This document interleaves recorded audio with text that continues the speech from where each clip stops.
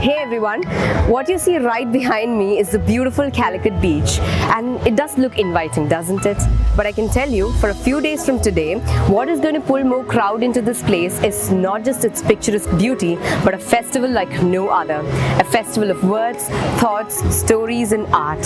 The Kerala Literature Festival 2020. Founded in 2016, Kerala Literature Festival has gone on to become one of the fastest growing literature festivals in the continent. Set along the sands of the CALICUT beach, KLF is at its 5th edition this year and is all set to host striking personalities from all arenas, stretching from literature to movies to science and politics. KLF 2020 extends from 16th to 19th January and the events take place simultaneously at 5 venues. Tulika, Eluthola, Aksharam, Vaka and Kada. ഈ വർഷത്തെ main theme നമ്മൾ focus ചെയ്തത് പിന്നെ environment എന്ന് പറയുന്ന സംഭവമാണെങ്കിൽ അടുത്തത് ചിലപ്പോൾ മറ്റൊന്നാവാം. അപ്പോൾ ആ തീമിനുള്ള ആളുകൾ പറ്റുന്ന ആളുകളുടെ വലിയൊരു ലിസ്റ്റ് ഉണ്ടാക്കുന്നു. അതേപോലെ തന്നെ പിന്നെ നമ്മുടെ ഗസ്റ്റ് കൺട്രിയെ തീരുമാനിച്ചിട്ടുണ്ടെങ്കിൽ ആ രാജ്യത്തു നിന്നുള്ള അതിഥികൾ തീരുമാനിക്കുന്നത് ഈ പ്രാവശ്യം സ്പാനിഷാണ്. അതേപോലെ തന്നെ നമ്മുടെ പിന്നെ ഫോക്കസ് ലാംഗ്വേജ് ഇൻ ഇന്ത്യ ഈ പ്രാവശ്യം തമിഴാണ്. കഴിഞ്ഞ മറാത്തിയായിരുന്നു. അപ്പോൾ നെക്സ്റ്റ് അപ്പോൾ മറ്റൊരു എന്തായാലും നോർത്തിൽ നിന്നുള്ള മറ്റൊരു ലാംഗ്വേജ് ആവും. Attended by hundreds from all over the world, irrespective of culture, but tied by a common love of art and literature, KLF 2020 was officially inaugurated by Pinarayi Vijayan, the Chief Minister of Kerala. UAE Minister of Climate Change and Environment, Tani Ahmed Al Sayyoudi, was the chief guest for the function.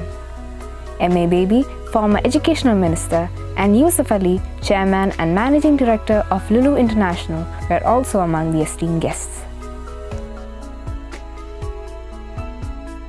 Looking around, things seem to be working out perfectly fine. The events keep sharp timings and seem to be well according to the plan. Let's listen to some of the minds and hands that work behind the fest. എത്ര മാസമായി ഇതിന്റെ preparations ഒക്കെ തുടങ്ങിയിട്ട്? ഇത് സത്യത്തിൽ ഒരു പ്രിപ്പറേഷനും അവസാനിക്കാത്ത പ്രോഗ്രാമാണ്. അതായത് നാളെ ഈ പ്രോഗ്രാം അവസാനിക്കുന്ന സമാപന സമ്മേളനത്തിൽ അതിൻ്റെ വൈലിറ്ററി ഫംഗ്ഷനിൽ വെച്ച് തന്നെ നമ്മൾ നെക്സ്റ്റ് ഇയർ ഡേറ്റ് അനൗൺസ് ചെയ്യും. അതിൻ്റെ അർത്ഥം 19-ാം തീയതി അവസാനിച്ചാൽ 20-ാം തീയതി മുതൽ നമ്മൾ അടുത്ത വർഷത്തേക്കുള്ള പ്രവർത്തനങ്ങൾ തുടങ്ങിയെന്നാണ്. കാരണം ഏതാണ്ട് ഒരു 1 ഇയർ നീണ്ടു നിൽക്കുന്ന പ്രോസസ്സ് തന്നെയാണ്. പിന്നെ ഇതിന്റെ ടാഗ് ലൈൻ ആണോ ഈ കോൺവെർസേഷൻസ്? അത് ഈ വർഷത്തെ ടാഗ് ലൈനാണ്. അത് നമ്മൾ ഓരോ വർഷവും ചിലപ്പോൾ അങ്ങനെ മാറ്റം വന്നേക്കാം. എന്തായാലും സംവാദത്തിന് ഡിബേറ്റിനാണ് ഊന്നൽ. The curation itself is a 5-6 month long process where first you come up with a lot of sessions that might work. I have to think bilingually also because there's a Malayalam aspect, there's an English aspect. This year Tamil was the focus language. I also heard some Spanish orders right here. Yes. So those are all the components that make up largely how this works. Now you have to bifurcate by topics as well. So you have enough on science, you have enough on literature, you have enough on philosophy, criticism, entertainment. We had stand-up comedians talk this year. We had music performers do talks. They're not necessarily singing. You've heard them sing, but have you heard them talk? So that was part of the thing. There's Sufi is one element we've incorporated deeply. So there's Madan Gopal Singh coming in. Last year we had astronauts. So we had Ragesh Sharma, the only Indian astronaut. So we are, history is now becoming very popular in terms of readership. So we have a great lineup of historians talking. So you're looking at us trying to expand and diversify so that it's not just one component of people coming in, it's the large spectrum of people. Because there are so many people with so many interests. Even if they're niche, they still have a space here. And that's kind of what we try to do.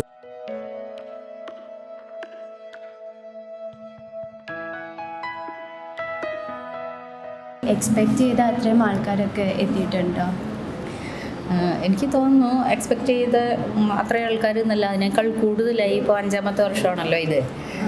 ഇവിടേക്ക് ജനം ഒഴുകുക തന്നെയാണ് അക്ഷരാർത്ഥത്തിൽ. ഇത്രയും ആൾക്കാരെ ഒന്ന് manage ചെയ്തു പോകാനായിട്ട് നല്ല പണിയാണെന്ന് തോന്നുന്നുണ്ട്. അപ്പോൾ ഈ വോളണ്ടിയേഴ്സിനെ നിങ്ങൾ പിക്ക് ചെയ്യണത്, അവരെ ട്രെയിൻ ചെയ്യണൊക്കെ അതെങ്ങനെയാണെന്ന് തോന്നുന്നത്? വോളണ്ടിയേഴ്സ് ധാരാളം കുട്ടികൾ ഇപ്പോൾ ഇതിലേക്ക് വരാൻ വേണ്ടി നേരത്തെ തന്നെ ആപ്ലിക്കേഷൻ കൊടുക്കുന്നുണ്ട്. ആ ആപ്ലിക്കേഷൻ കിട്ടിയ കുട്ടികളിൽ നിന്ന് ഇൻ്റർവ്യൂ ചെയ്തിട്ടൊക്കെയാണ് നമ്മൾ കുട്ടികളെ കുറച്ചെടുക്കുക. എല്ലാവരെയും കൂടി നമുക്ക് എടുക്കാൻ പറ്റില്ലല്ലോ.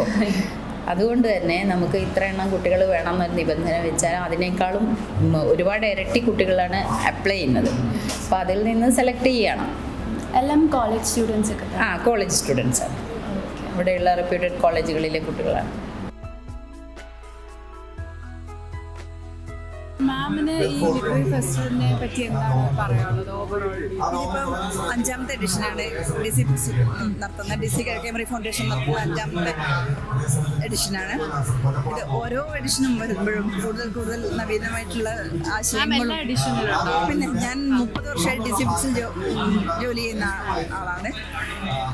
കോഴിക്കോട് ബ്രാഞ്ചിൻ്റെ മാനേജറാണ്. ഓരോ എഡിഷനും പുതിയ പുതിയ ആശയങ്ങളും പുതിയ ആളുകളും പുതിയ എഴുത്തുകാരും പുതിയ ഭൂഖണ്ഡങ്ങളിൽ നിന്നുള്ള ഓരോ എക്സ്പീരിയൻസ് ആണ് കിട്ടിയിരിക്കുന്നത്. ഇത്തവണ നമ്മളെ സ്പെയിനാണ് അതിഥി രാജ്യം. മാതൃ രാജ്യത്തിൽ നിന്നുള്ളത് തമിഴ് ആണ് എടുത്തിരിക്കുന്നത് അതിഥി രാജ്യമായിട്ട്. The score of dynamic and young volunteers seem to have their hands full. Here's what they have to say. Experience പറയുകയാണെങ്കിൽ കുറേ ഓതേഴ്സിനെ കാണാൻ പറ്റി. അവരുടെ കുറേ സൊസൈറ്റിനെ പറ്റിയുള്ള കാഴ്ചപ്പാടുകൾ അറിയാൻ പറ്റി. അവരുടെ കുറേ ചിന്താഗതികളും അതിലൂടെ ഇപ്പോഴത്തെ വിവാദമായിട്ടുള്ള വിഷയങ്ങളെ പറ്റി അവരുടെ അഭിപ്രായങ്ങളും കൂടുതൽ കാര്യങ്ങളൊക്കെ അറിയാൻ പറ്റി. പിന്നെ ജീവിതത്തെയും ഓരോ വിഷയത്തെ ഓരോരുത്തർ എങ്ങനെ നോക്കിക്കാണുന്നു എന്നൊക്കെ നമുക്ക് അറിയാൻ പറ്റും. അവരായിട്ട് ഇൻട്രാക്ട് ചെയ്യാനും പറ്റി. അപ്പോൾ നിങ്ങൾ ഇപ്പോൾ കോളേജ് സ്റ്റുഡൻസ് ആണെന്ന് പറഞ്ഞു. അപ്പോൾ എങ്ങനെയാണ് ഇവിടെ ഏതൊക്കെ കോളേജിൽ നിന്ന്, അതായത് കുറേ പേര് നിങ്ങളുടെ കോളേജിൽ നിന്ന് കുറേ പേരുണ്ട്? നമ്മുടെ കോളേജിൽ നിന്ന് 20-ൽ കൂടുതൽ അത്രയും പേര്. അപ്പോൾ ക്യാമറ എല്ലാ സെക്ഷനിലും ഉണ്ട്. ഓരോരോ ഡിപ്പാർട്ട്മെന്റ് ആയിട്ട് ഇവിടെ തിരിച്ചിരിക്കുന്നു. ഓരോ ഡിപ്പാർട്ട്മെന്റിൽ ഓരോരുത്തർ. Just as KLF is to Calicut, so is Biennale to Fort Kochi. Here's a tidbit of our interesting conversation with Bose Krishnamachari, founder member and president of Kochi Biennale Foundation. The Biennale attracts a lot of international crowd who are probably trained in the art, appreciation of art and such exhibits and installations. So how far does it attract the local crowd in Kochi? Has it been able to attract a lot of people? Yeah, what I find in Kerala, especially the local public, Kochi is a place that, it's almost like a melting pot of culture, a multi-cultural space. That space itself that's the right location, right site you could find in India. You have to just put a sapling or put a seed to it. And Kochi played an important role in the sense of the difference in between Kochi and other biennials or the other festivals. The people's participation, the enthusiasm or inquisitiveness to know what's happening in this place. And that studiousness had taken them to a different level. This is what surprised by many international visitors come from national, whether it is an international crowd of art curators or collectors or museum directors or institutions head, as well as students. They really surprised how Kochi become a kind of transformative space for common man, so-called common man. For me, everybody is a common man. Yeah? So that is actually a study point for it's not Ram an Nashwar. elite thing, right? Yeah, it's open. There is the difference in between a temporary place like a biennial. It's a new museum, a new location, new time. All the time, it's newly curated. So that temporality also brings people, and especially with people who are very interested in knowing about it. They are not really familiar about contemporary practices. This is also taken as a kind of opportunity to know what is happening around the world. KLF is not just about books and authors. It is an opportunity to meet the multitudes of diverse people who have come here to celebrate literature. Let's see how they find the fest. So you have attended for almost 5 years now. So what do you find different? It has grown actually over the years. More participation with people from all parts of Kerala coming here and staying here for 4 days through the week. In that sense, it has grown tremendously. A lot. Yeah. Okay, so what about not just literary, there is cultural too. I mean, there are adaptations. Like today, there's an adaptation in the evening. Right. You're talking about the performances. Yeah. Yeah. How about that? That's actually only one part of the whole package. Basically, this is a kind of cultural carnival where you get to see all kinds of people, artists, writers, intellectuals. And one thing that I've noticed is the quality of discussions over the years. So that is one core area of the KLF, the debates or the conversations, the arguments, the panel discussions. I don't know about this year's edition, but the last 4 years, this was great.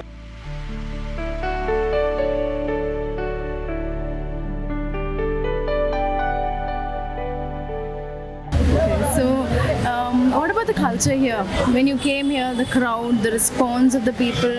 Obviously, there is a distance because I do not speak Malayalam, and the culture is a lot Malayali culture.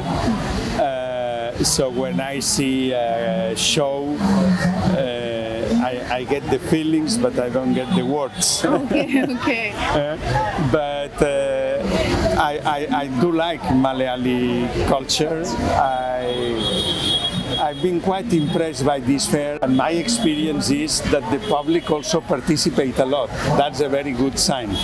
When you have a conversation and you give the microphone to the public at the end, you tend to have interesting questions, people involved on what's being discussed.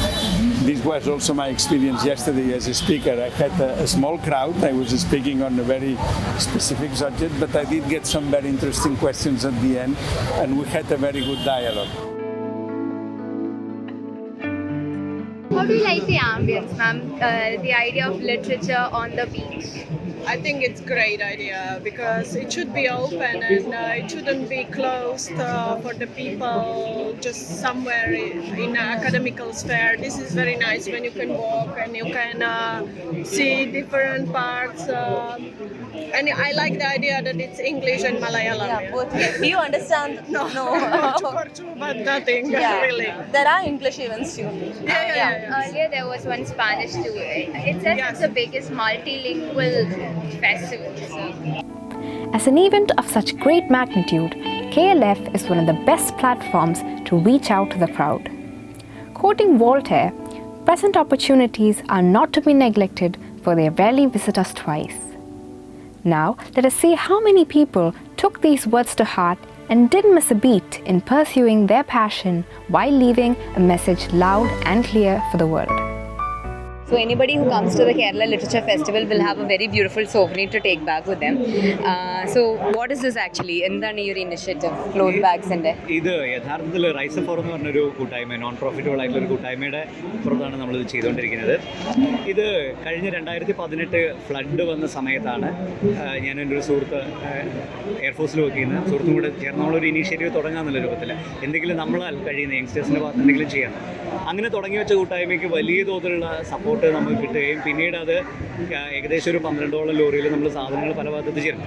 അപ്പോൾ greater തെൻബർഗിൻ്റെ Friday for future എന്ന് പറയുന്ന ആ പ്രവർത്തനത്തിന് കേരളത്തിൽ വലിയ രീതിയിൽ support ചെയ്തിട്ടുള്ള ഏക ഗ്രൂപ്പ് നമ്മൾ തന്നെയായിരിക്കും. കാര്യം കാലിക്കറ്റിൽ നമ്മൾ അതിൻ്റെ പ്രൊട്ടസ്റ്റിന് ഫ്രൈഡേ ഫോർ ഫ്യൂച്ചർ നടത്തി, ഫോർട്ട് കൊച്ചിയിൽ നടത്തി. അപ്പോഴേ നമ്മുടെ മനസ്സിലുണ്ടായിരുന്നു വിമൻ എംപവർമെൻറ്റുമായിട്ട് ബേസ് ചെയ്തുകൊണ്ട് ഈ പ്രകൃതി സംരക്ഷണമായിട്ട് ബന്ധപ്പെട്ട് എങ്ങനെ ആൾട്ടർനേറ്റീവ് നമുക്ക് കൊടുക്കാം. നമ്മൾ പേപ്പർ പെൻസ് നേരത്തെ ചെയ്തിട്ടുണ്ടായിരുന്നു, അതുപോലെ മറ്റു പ്രൊഡക്റ്റുകൾ. അതിലാണ് പിന്നെ നമ്മൾ ഈ ക്ലോത്ത് ബാഗിലേക്ക് ഇത് ചെയ്തുകൊണ്ടിരിക്കുന്നത്. കോഴിക്കോടിൻ്റെ തന്നെ വിവിധ ഭാഗങ്ങളിലുള്ള സ്ത്രീകളാണ്, ഫിനാൻഷ്യലി ബാക്ക്വേർഡ് ആയിട്ടുള്ള സ്ത്രീകൾ. അവർക്കൊരു ഫിനാൻഷ്യൽ ആയിട്ടുള്ള ഒരു ഉന്നമന ഉദ്ദേശമുണ്ടും അതോടൊപ്പം തന്നെ പ്ലാസ്റ്റിക്കിനെതിരെയുള്ള ഒരു ക്യാമ്പയിനിങ്. ഈ ക്യാമ്പയിനിങ്ങിനെ നമുക്ക് സപ്പോർട്ട് ചെയ്തുകൊണ്ടിരിക്കുന്നത് മുഴുവൻ യൂത്തിലുള്ള ആളുകളാണ് വലിയൊരു രീതിയിൽ. KLF itself is a message to everyone out there to keep your minds and hearts open to the world. In Namita Gokhale's words, everyone carries a story within themselves. It's just a matter of knowing when and how to scream it out to the world. It is about conversations that matter. Here are some conversations that mattered. ഇവിടെ സിദ്ധാർത്ഥ കോൾവയുടെ കുറേ photographs exhibit ചെയ്തിരിക്കുന്നതാണ്. അത് എന്തെങ്കിലും message convey ചെയ്യാൻ വേണ്ടി ചെയ്തതാണോ, അല്ലെങ്കിൽ വെറുതെ ഒരു എക്സിബിറ്റ് എന്നുള്ള രീതിയിൽ? അല്ല, അത് പിന്നെ കാരണം അത് ഒരു തീമിനെ ബേസ് ചെയ്താണ് ചെയ്തതെന്ന് തോന്നുന്നു. അതെ, അത് ഈ പിന്നെ മാൻഹോളും അതേപോലെ നമുക്കറിയാം ഈ ഏറ്റവും അടിസ്ഥാന വർഗം, പ്രത്യേകിച്ചും നമ്മുടെ നഗര ജീവിതത്തിലേക്ക് മനുഷ്യർ മാറിയപ്പം അതിൻ്റെ വൃത്തിയും വെടിപ്പും സൗന്ദര്യവും നിലനിർത്താൻ വേണ്ടി ഈ ഒരു അർബനൈസ്ഡ് ജീവിതത്തിൻ്റെ എല്ലാ തോരണങ്ങളും നിലനിൽക്കണമെങ്കിൽ ഒരു ഒട്ടേറെ മനുഷ്യർ അതിൻ്റെ എല്ലാ അസ്വസ്ഥതകളും വേദനകളും പ്രയാസങ്ങളും അനുഭവിക്കേണ്ടതുണ്ട് എന്ന് നമുക്കറിയാം. ജീവിതത്തിൻ്റെ ഒരു അതർ സൈഡ് കാണിക്കുക എന്നുള്ളതായിരുന്നു നമ്മുടെ ആ ചിത്രം വെച്ചത്. അതായത് നിങ്ങൾ ഇങ്ങനെ വൃത്തിയുള്ളവരായി ജീവിക്കുന്നത്, ഇങ്ങനെ ഒരു മനുഷ്യർ എല്ലാ വൃത്തികേടുകളും സഹിക്കേണ്ടി വരുന്നത് കൊണ്ടാണ്. ഇത് നമ്മൾ കാണാതെ പോരുത്.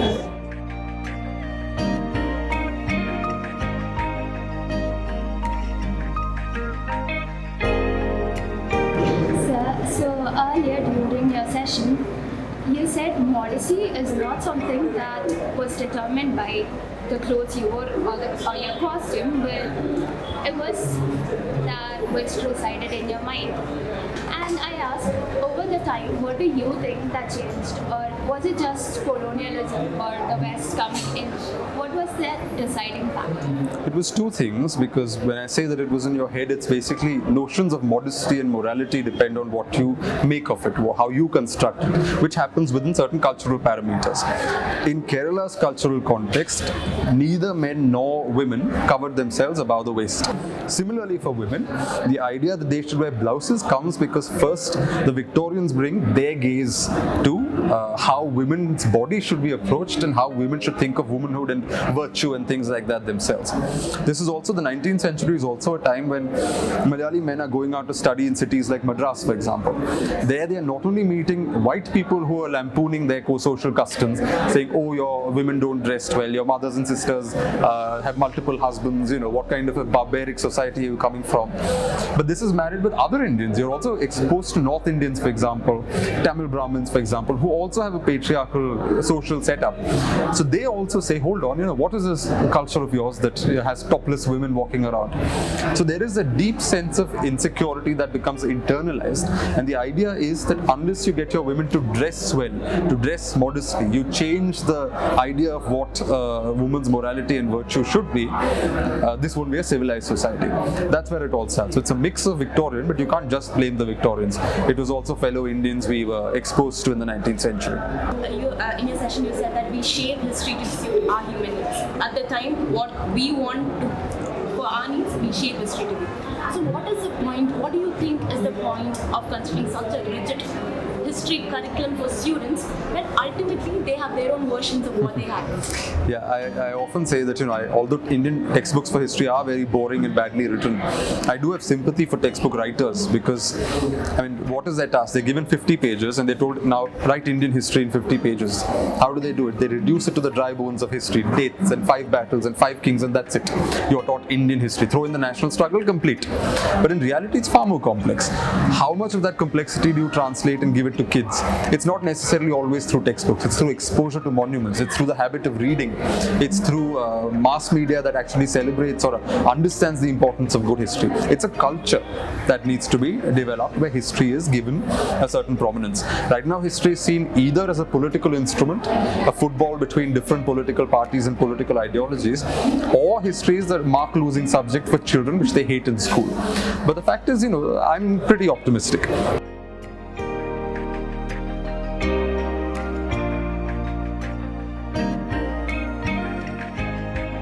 2011 ഡൽഹി കഥകളിൽ സാർ എമർജൻസി പീരീഡുമായിട്ട് കുറേ പറഞ്ഞിട്ടുണ്ട്. അപ്പോൾ ആ കാലഘട്ടവും ഇപ്പോഴത്തെ ഇതും തമ്മിൽ വല്ല സിമിലാരിറ്റീസ് ഉണ്ടോ? ഉണ്ട്. അത് അന്നത്തെ എമർജൻസി നമുക്ക് ഓർമ്മയുണ്ടല്ലോ. അന്ന് നമുക്ക് സംസാരിക്കാനുള്ള സ്വാതന്ത്ര്യം ഉണ്ടായിരുന്നില്ല. പിന്നെ പത്രങ്ങളെല്ലാം സെൻസർ ചെയ്യപ്പെട്ടിരുന്നു. ഇപ്പം ഇന്ന് പിന്നെ ഏകദേശം അതേ അവസ്ഥയാണ്. ഇപ്പം ഒറ്റൊരു വ്യത്യാസമുള്ളൂ. അന്ന് എമർജൻസി ഡിക്ലെയർ ചെയ്യുന്നു, ഇന്ന് ഡിക്ലെയർ ചെയ്ത് അൺഡിക്ലെയർഡ് എമർജൻസീസ് ഗോയിങ് ഓൺ ആവും. ബട്ട് ആ എമർജൻസിയുടെ എല്ലാ സ്വഭാവങ്ങളും ഇപ്പം നമ്മൾ കാണുന്നുണ്ട്. പിന്നെ എല്ലാവരും ഭയത്തിലാണ്. പ്രത്യേകിച്ച് നമ്മൾ മീഡിയയിൽ വർക്ക് ചെയ്യുന്നവർ മീഡിയയിൽ അവർ ഭയപ്പെടുന്നുണ്ട്. അത് ഞാൻ ഒരു ബെസ്റ്റ് എക്സാമ്പിൾ എന്ന് പറയുന്നത് ഒരിക്കൽ ഞാനിങ്ങനെ യാദൃച്ഛ്യമായിട്ട് കണ്ടാണ്. ന്യൂയോർക്കിൽ കൂടെ ഒരു പ്രൊസഷൻ, നമ്മുടെ ഇപ്പോഴത്തെ പൗരത്വ ബില്ലിനെതിരായിട്ടുള്ള ഒരു പ്രൊസഷൻ ന്യൂയോർക്കിൽ കൂടെ അങ്ങനെ സ്ട്രീറ്റിൽ കൂടെ പോവാണ്. അപ്പോൾ അവിടെ പിന്നെ നമ്മുടെ ആദരണീയ പ്രധാനമന്ത്രിയുടെ ഒരു കോലമുണ്ട്, കഴുത്തിൽ ചെരിപ്പൊക്കെ കെട്ടിത്തൂക്കി. എന്നിട്ടാണ് അവരിങ്ങനെ ആ ഘോഷയാത്ര പോകുന്നത്. അത് നമ്മളിവിടെ എവിടെയും കണ്ടിട്ടില്ലല്ലോ. ആ ഒരു വിഷ്വൽ നമ്മളെവിടെയും കണ്ടിട്ടില്ല. കാരണം അത് അങ്ങനെയുള്ള ഒരു വിഷ്വൽ കാണിക്കാൻ മീഡിയ ഭയപ്പെടുന്നു. അപ്പോൾ ഇങ്ങനെ റിവ്യൂസ് വരുമ്പോൾ എന്തെങ്കിലും പ്രശ്നങ്ങൾ വരുമ്പോൾ താങ്കൾ എങ്ങനെയാണ് നേരിടുന്നത്?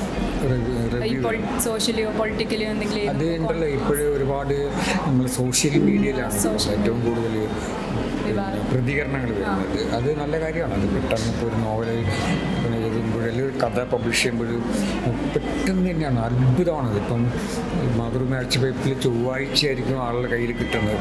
അപ്പം ചൊവ്വാഴ്ച ഉച്ചയാകുമ്പോഴേക്ക് തന്നെ അതിൽ വന്ന കഥയെക്കുറിച്ച് പ്രതികരണങ്ങൾ വന്നു കഴിഞ്ഞു. 100 കണക്കിന് പ്രതികരണങ്ങളാണ്. അത് സോഷ്യൽ മീഡിയ വളരെ നല്ലതാണ്. പക്ഷെ അതിൻ്റെ ഒരു പ്രശ്നം, അതിലെഴുതുന്നതിന് എഡിറ്റിംഗ് ഇല്ല, ഒരു തരത്തിലുള്ള നിയന്ത്രണമില്ല. പിന്നെ അതിനെ വല്ലാതെ ദുരുപയോഗം ചെയ്യണം, മിസ്യൂസ് ചെയ്യുന്നത്.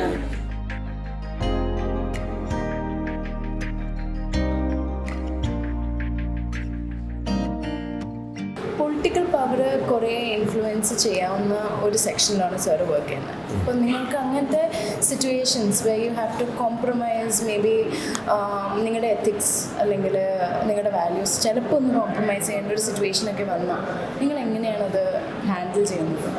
ഐ തിങ്ക് പൊളിറ്റിക്കൽ ഇൻഫ്ലുവൻസ് എന്ന് പറയുമ്പം മുൻവിധി ഉണ്ടായിരുന്നത്, അതായത് എന്തോ കോംപ്രമൈസാണ്, എന്തോ കുഴപ്പം പിടിച്ച സാധനമാണെന്നൊരു മുൻവിധി ആ ചോദ്യത്തിൽ തന്നെ ഉണ്ട്. ആക്ച്വലി അങ്ങനെ അല്ല. പൊളിറ്റിക്കൽ എക്സിക്യൂട്ടീവ് എലക്റ്റഡായി വരുന്നതെന്ന് പറഞ്ഞാൽ ജനങ്ങളുടെ ആസ്പിറേഷൻസ് റിഫ്ലക്റ്റ് ചെയ്യാൻ വേണ്ടിയാണ്.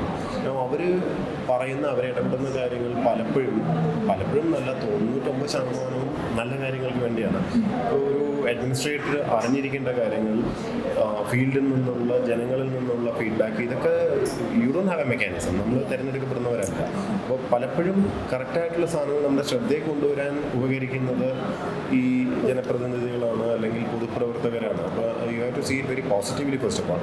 സെക്കൻഡ്ലി അവരാണ് അല്ലെങ്കിൽ രാഷ്ട്രീയക്കാരാണ് എപ്പോഴും നിങ്ങളുടെ പുറത്ത് അൺഡ്യൂ ഇൻഫ്ലുവൻസ് അല്ലെങ്കിൽ വേറെ എന്തെങ്കിലും രീതിയിലുള്ള പ്രഷർ ഇടുക എന്ന് പറയുന്നതും ഒരു മുൻവിധിയാണ്. Not necessary actually. രാഷ്ട്രീയക്കാരുണ്ട്, ഇഷ്ടംപോലെ കുഴപ്പക്കാരായിട്ടുള്ള രാഷ്ട്രീയക്കാരുണ്ട്. പക്ഷേ എത്രയോ നല്ല രാഷ്ട്രീയക്കാരുണ്ട്, എത്രയോ ബ്യൂറോക്രാറ്റ്സും ഉണ്ട് ഭയങ്കര കുഴപ്പക്കാരാണ്. അപ്പോൾ ഇറ്റ്സ് എ മിക്സ്ഡ് ബാഗ്. എല്ലായിടത്തും ഉള്ള പോലെ തന്നെയാണ്. അപ്പോൾ it depends on you, how you handle these people. ഇത് ഒരു ബ്ലാക്ക് ആൻഡ് വൈറ്റിലുള്ള സൊല്യൂഷനൊന്നും ഇതിനകത്തില്ല. how much of pressure you are willing to take and what kind of reputation you carry, അത് വളരെ ഇമ്പോർട്ടൻ്റ് ആണ്. അപ്പം നിങ്ങളുടെ കരിയറിൻ്റെ തുടക്കത്തിൽ തന്നെ you won't compromise on certain core values എന്നുള്ളൊരു ക്ലാരിറ്റി ഉണ്ടെങ്കിൽ people won't approach you actually. So അത്രയും പ്രഷറും തലവേദനയും കുറഞ്ഞിരിക്കും.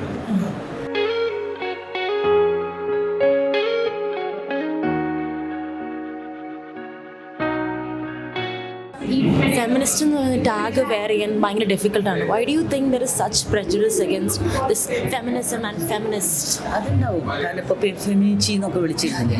കാരണം എന്ന് വെച്ചാൽ അവർക്കൊട്ടും എന്താണെന്ന് വെച്ചാൽ ഈക്വൽ ആവുക എന്നുള്ളത് മാത്രമല്ല, അവരുടെ സ്പേസിലേക്ക് നമ്മൾ കയറുകയാണ്. സ്പേസില്ല എന്നുള്ളത് വളരെ വ്യക്തമല്ലേ. പെൺകുട്ടികളും ആൺകുട്ടികളും ഒരു വഴി കൂടെ നടക്കേണ്ടത് കണ്ടാൽ തന്നെ നമുക്കറിയാം. ആൺകുട്ടികൾ കഴിയുന്നതിലൊക്കെ വീശി നല്ലതായിട്ട് കാണും. നമ്മൾ അടങ്ങി ഒതുങ്ങി ഇങ്ങനെ ഒരു ബസ്സിലിരിക്കുമ്പോഴോ ചെയറിലിരിക്കുമ്പോഴോ ഒരു പൊതുസ്ഥലത്ത് മൂവ് ചെയ്യുമ്പോഴോ ഒക്കെ സ്പേസ് ഉപയോഗിക്കാൻ പോലും മടിയാണ്. അല്ല, പേടിയാണ്, മടിയാണ്. കാരണം നമ്മൾ അങ്ങനെ വളർത്തപ്പെട്ടതാണ്. അപ്പോൾ ആ സ്പേസ് എന്താ ഉപയോഗിക്കാത്തത്? നമുക്ക് അധികാരം ഇല്ല എന്നുള്ള തോന്നലാണ്. ഇത് നമ്മുടെ അല്ല എന്നുള്ളൊരു തോന്നലാണ്. നമുക്കിവിടെ ഒന്നുമില്ല, നമ്മളിതിൻ്റെ ഒന്നുമല്ല, നമുക്കറിയില്ല നമുക്കൊന്നും അറിയില്ല എന്നാണ് നമ്മൾ മനസ്സിലായില്ലേ.